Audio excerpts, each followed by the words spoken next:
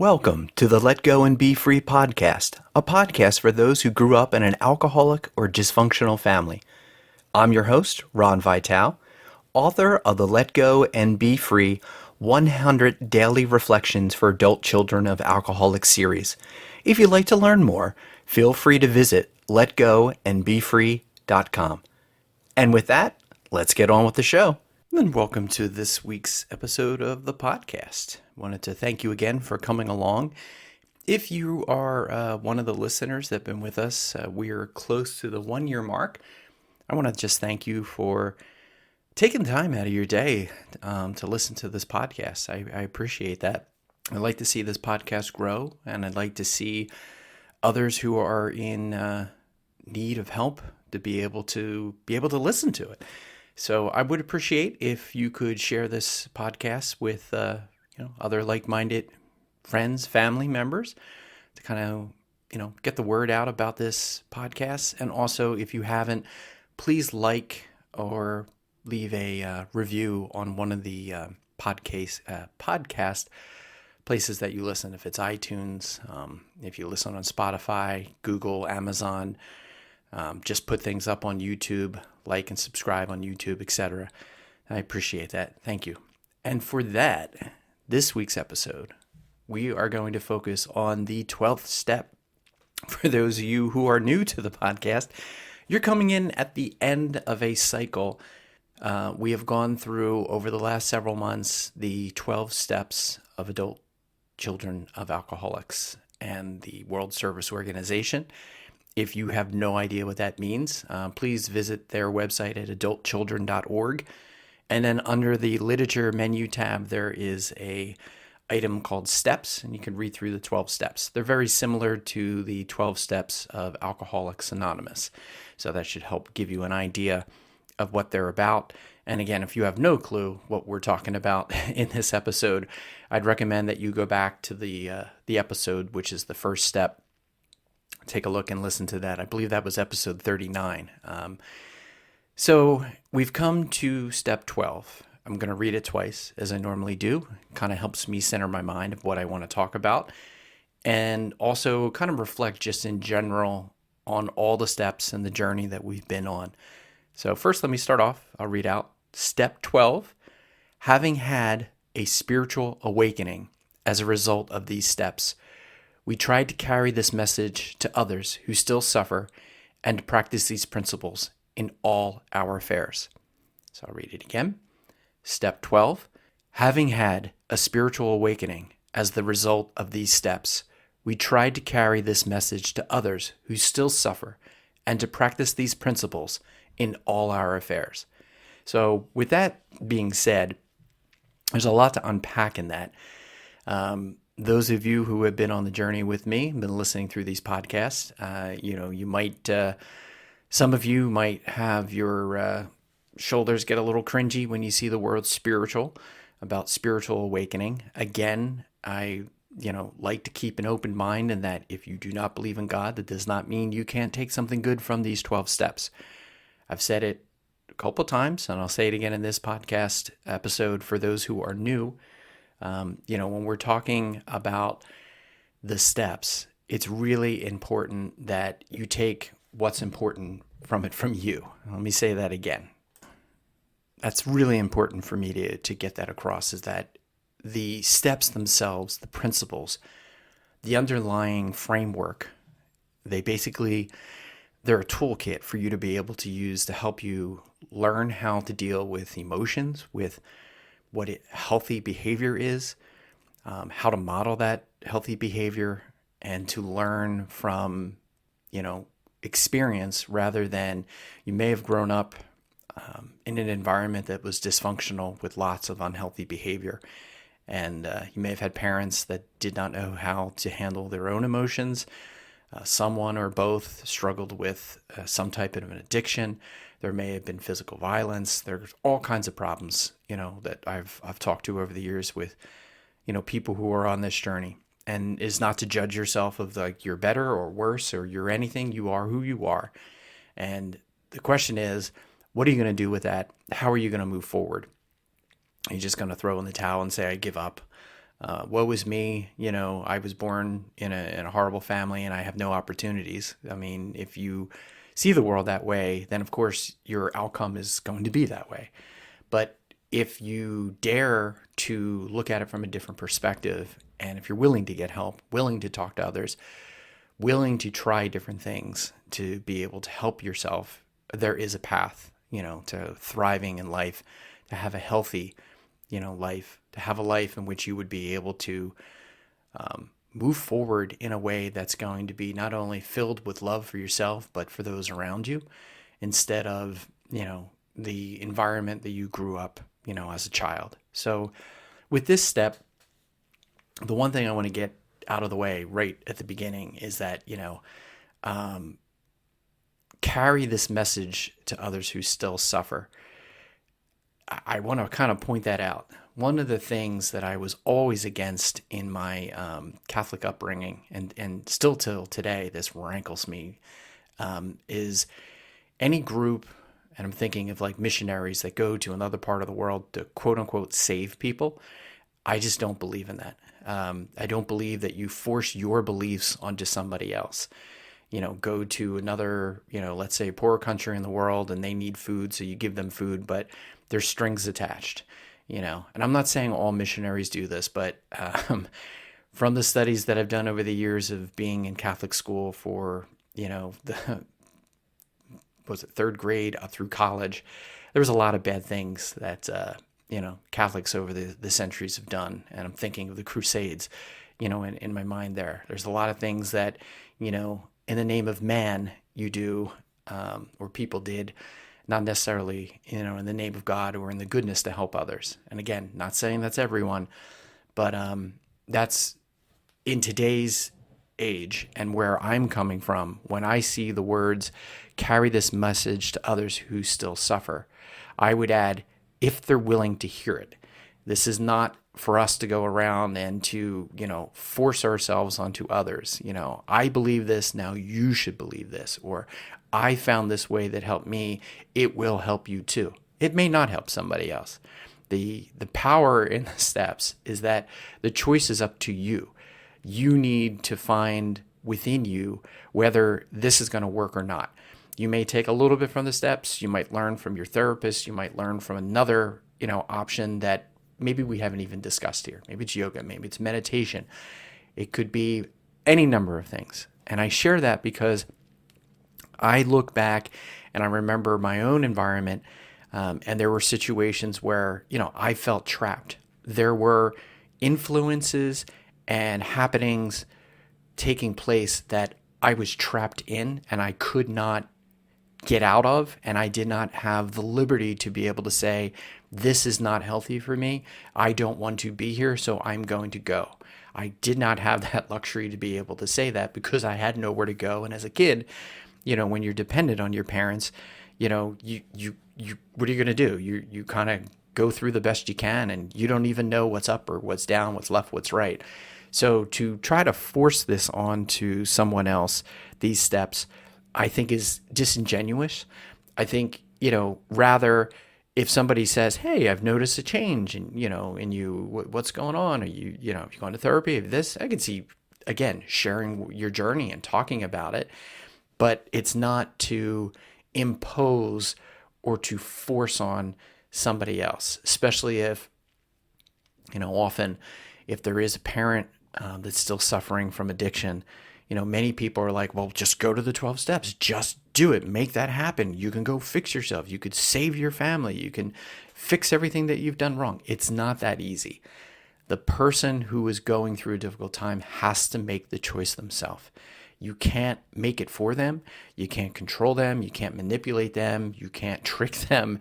You can't anything to them. And I think with the 12 steps, that framework, that tool set, it's really important that we understand our boundaries, what we are responsible for and what we're not responsible for. We are not responsible for saving, fixing, or dealing with somebody else's problems, even though my saying that, I would expect some of you are listening and say, but what about this? What about that? I have to take care of my mother and blah, blah, blah, blah. I hear you. I do. And I'm not saying it's a black or white issue. it could be very gray. What I am asking is if you consider how the journey of the 12 steps has or hasn't helped you and what you've learned from it.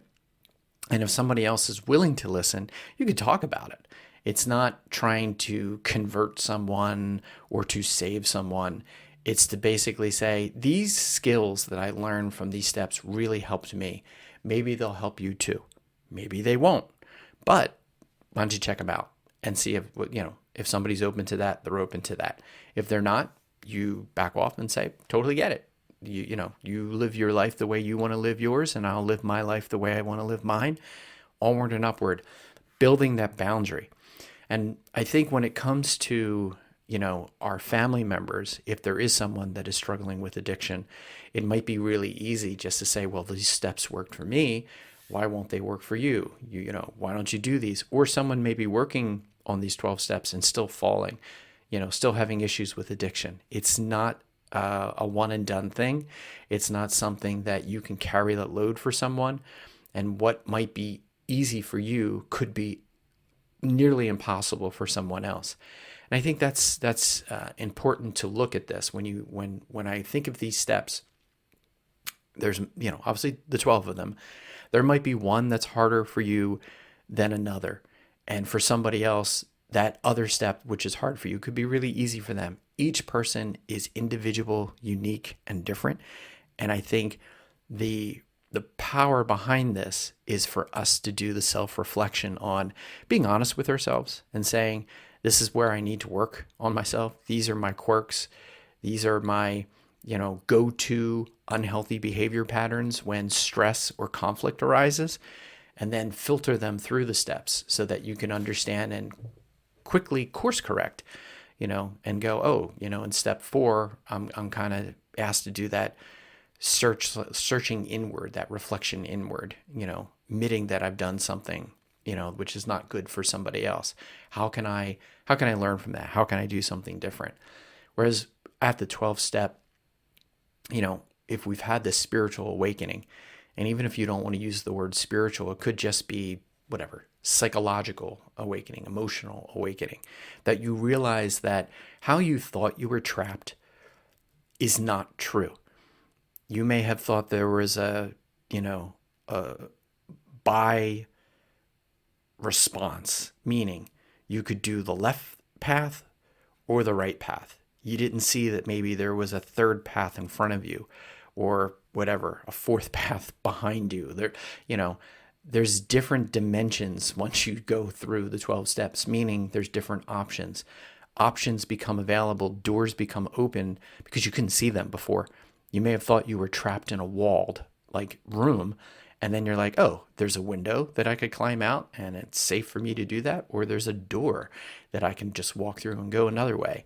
And I mean that obviously metaphorically, and that when you realize that, one, you are worth the energy and the effort to helping yourself and overcoming what you lived through as a child, when you realize that, it does click in your head, and then that starts to filter in all the rest of your life. You will look at your work differently.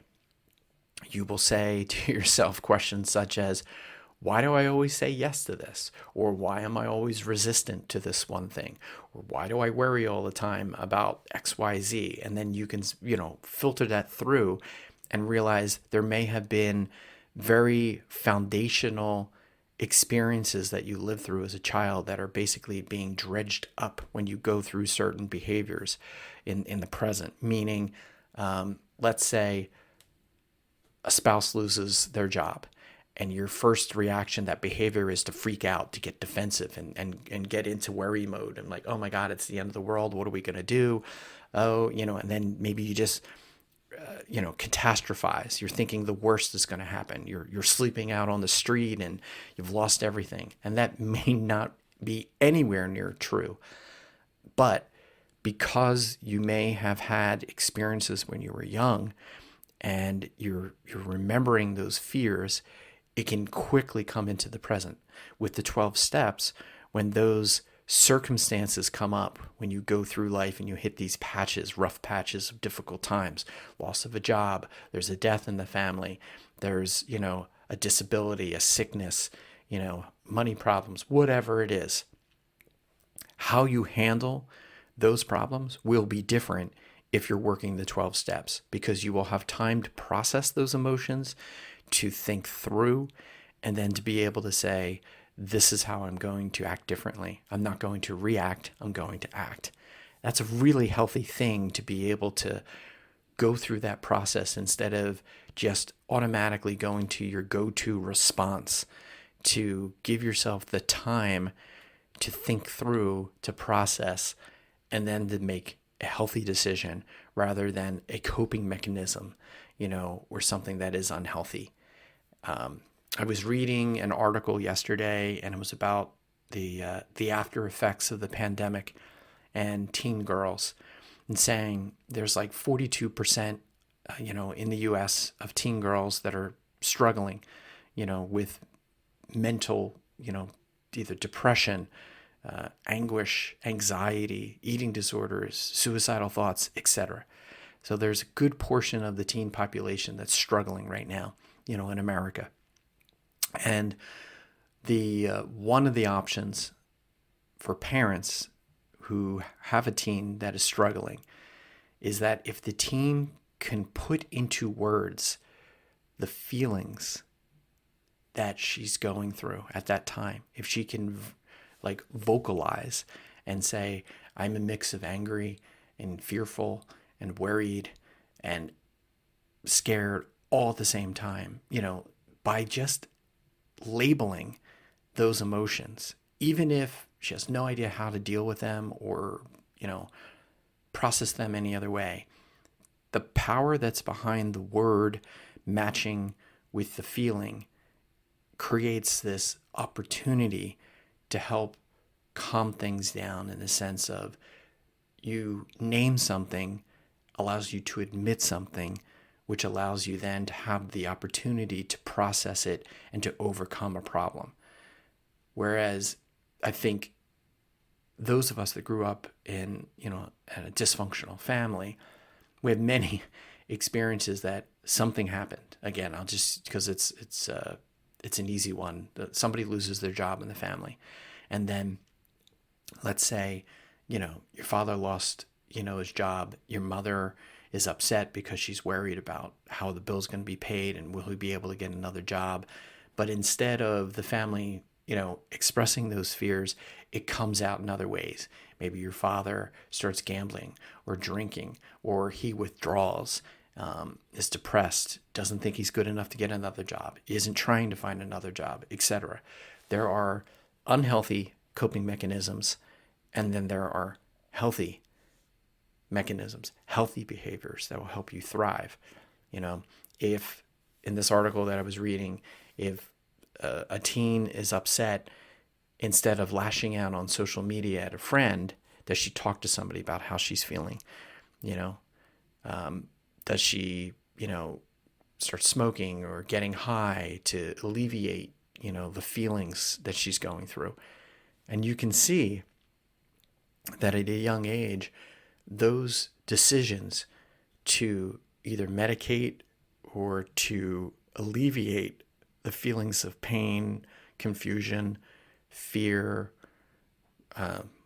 feeling like you're unlovable, all those things, awkward, all those things, they can grow into an unhealthy habit, an unhealthy coping mechanism, which then traps you. And again, you're in that 4-room box and you think there's no way out. Whereas the 12 steps, I believe that they are that framework, that set of tools that you can use to process your emotions and what you're going through in life. And it can help you stay on a path to healthy behavior rather than unhealthy. And then again, even the action of going to an adult children of, alcoholics meeting, by going to that meeting and by sharing, when I've done that, I can talk about whatever's on my mind without fear of crosstalk, without somebody saying, well, you're doing that wrong. Or when I was in this situation, I did this. I don't know why you didn't do that. The meetings that I've attended, Somebody shares, everybody else keeps quiet. It's time to listen. A person is talking, and when they're talking, just like in that article that I was just sharing about, teen girls and the processing of emotion, that's what you're doing at an ACOA meeting. You're basically using language to take those conflicted, complex emotions within you and expressing them to the outside world. And the power behind saying the words allow you that distance to put those thoughts out there, and then have the distance to look at it and say, now what? I said how I feel. I say what I'm going through. What am I doing for next steps? And I'll be honest with you, I've heard, years of people saying the same story over and over and over again, and they're not learning. They're making the same mistake. They're making the same mistake with, let's say, one boyfriend, the next boyfriend, the other boyfriend after that. And it's just, they keep going for the same type of person. And often it's someone's trying to fix something from their past. And so, maybe they're attracted to a boyfriend that had similar behavior characteristics, as their father. And, there's that never got the love from their father when they were a kid. And now they're trying to, fix a boyfriend in the present so that way they'll be happily ever after. And again, I'm using a very simplistic example, overly so. I'm generalizing. But I have heard stories that, someone would share something, and then month after month after month, it would be very similar. And there wasn't that understanding of, I keep saying this or keep doing this same behavior. Why is that? How can I change?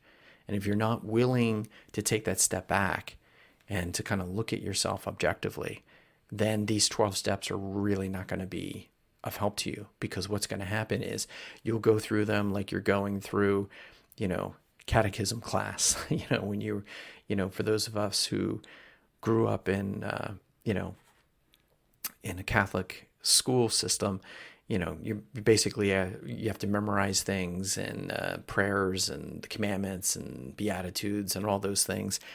And it's great that you know those things, but if you're not applying them in your life, you're not learning. And if you're not learning, how are you going to grow? So, a simple example.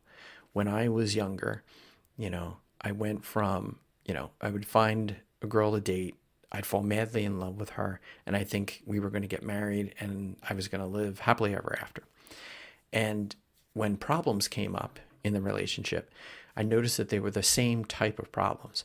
There would become a point where, let's say, maybe she would want to be a little bit more distant from me, and I would freak out thinking that I was going to be abandoned, I was going to be left, and, I wasn't going to have someone that loved me.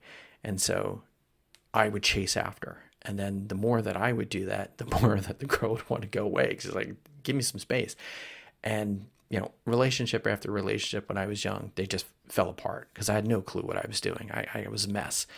What I didn't understand is that it was important for me to learn how, one, to love myself, to take care of myself through self-parenting, and then to have that opportunity to learn the healthy behaviors on moving forward. Simple example. When I was younger, and then I did start my early 20s, started going to therapy, and I've shared part of this story before, went to my first therapist, and he asked me these questions, like, every time you're in a situation, think, is this healthy for me? Is this true? So, let's say I'm remembering a circumstance where after there was a breakup, I was on my own. I was going to school, I was working, I was sad, I was lonely, I was angry, I was tired. I didn't know what the future was going to bring for me. And so I started taking care of myself. Like, get home from work. I used to get home late at night near 10. I was hungry. I'd make a nice healthy meal for myself. I'd watch a little bit of TV, read a little bit of book, get some good sleep. And I started creating these healthy patterns.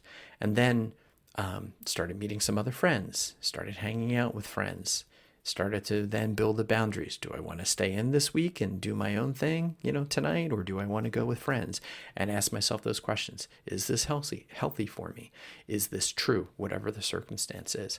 I also would go to movies by myself, go out to eat lunch by myself. And you might say, well, why did you do these things? Because I needed for myself, I had to work with myself to understand what my weaknesses were. And if I always thought that I was going to be abandoned and I was going to be alone, I had to say to myself and learn through the experience of, it's okay if you're by yourself. You're never alone. You always have you. You always have yourself. And if you love yourself, sure, it's great to have companionship, but that doesn't mean you're always going to be alone. You can make new friends. You can volunteer. You can go to ACOA meetings. You could, et cetera, et cetera. There were different opportunities. Whereas in my mind, in the box, it was, oh no, this relationship fell apart. It's the end of the world. I'm never going to be happy. I'm never going to get married. I'm never going to have children. I'm never going to be loved again, blah, blah, blah, blah, blah. Catastrophizing, end of the world, woe is me. But through therapy, through ACOA, through the 12 steps, through serenity prayer, through self-help books, through all kinds of things that I, over time, I learned skills that allowed me to understand, hey, I am lovable. I am worthy.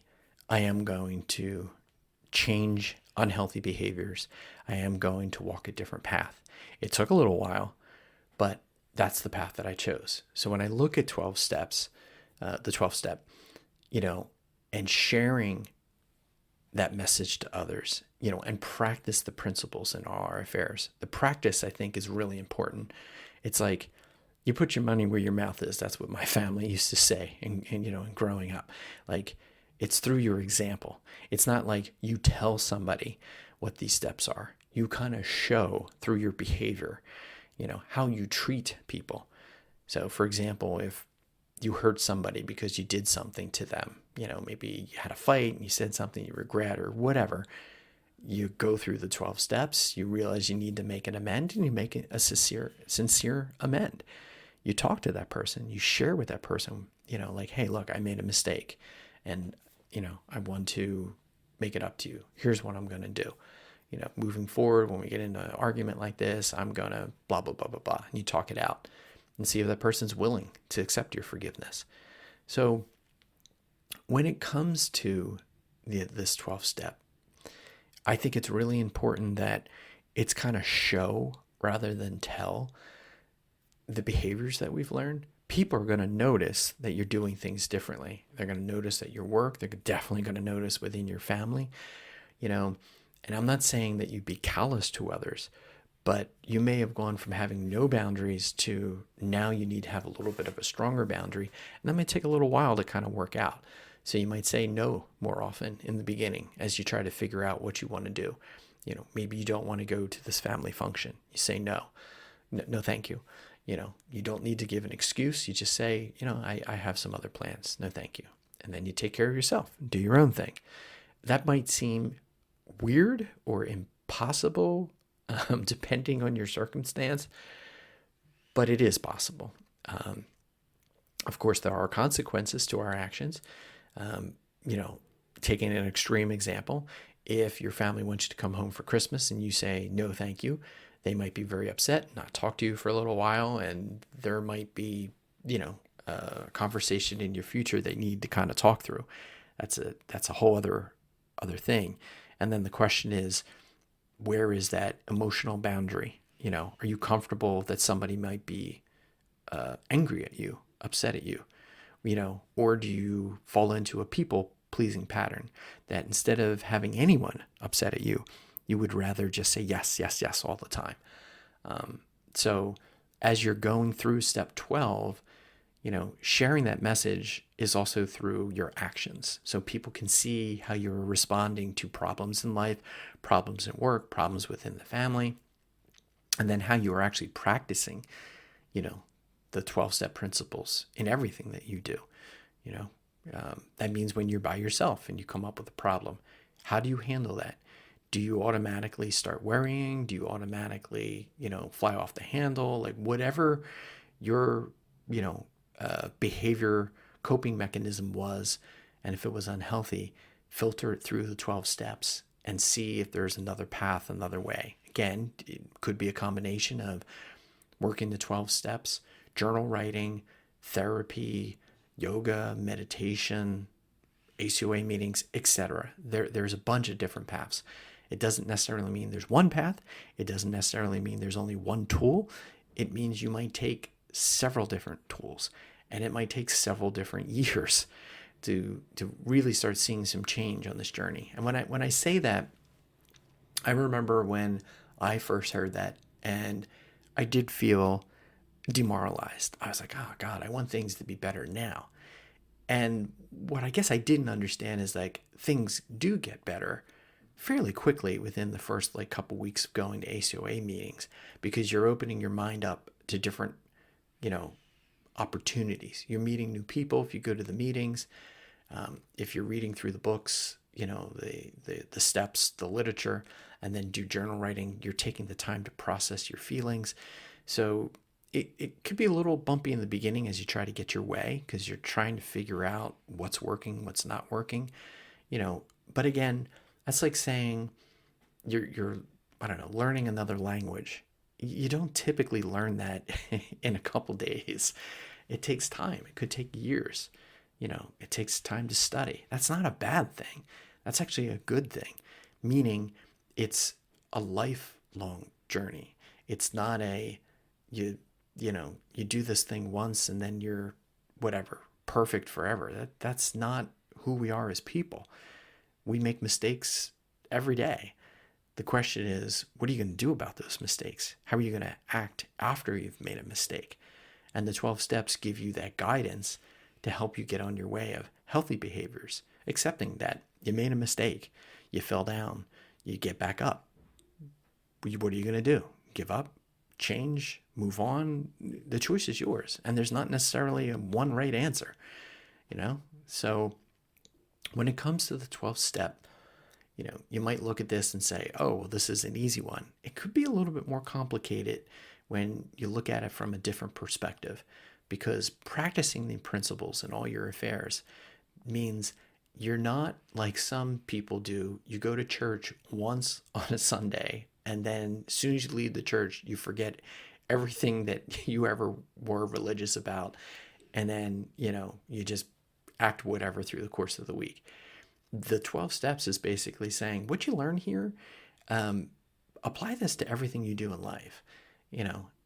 Learn from what you can and then apply it so you can live and thrive in a healthy way. You're not falsifying, you're not pretending. You're literally changing your behaviors from these unhealthy behaviors that you learned, as a kid, into healthy ones so that you can thrive. That's going to take time, and that's okay. So again, thank you for listening to this podcast. I appreciate it. If you would like to learn more, visit letgoandbefree.com. If you haven't picked up one of the 4 books, the Let Go and Be Free books, they're available on Amazon, Barnes & Noble, Kobo, Google. Just Google me. My name, Ron Vital, Let Go and Be Free, and you'll see a bunch of things come up, in Google. So next week, we'll start off with something else. I need a little bit of time to think what my next topic will be. But, for now, I hope that this discussion of the 12th step has been helpful for you. Again, if you need more help, please, I am not a doctor. Speak to a professional. That could open up great opportunities for you if you allow yourself the willingness to heal. So thank you again for listening. And as always, be well.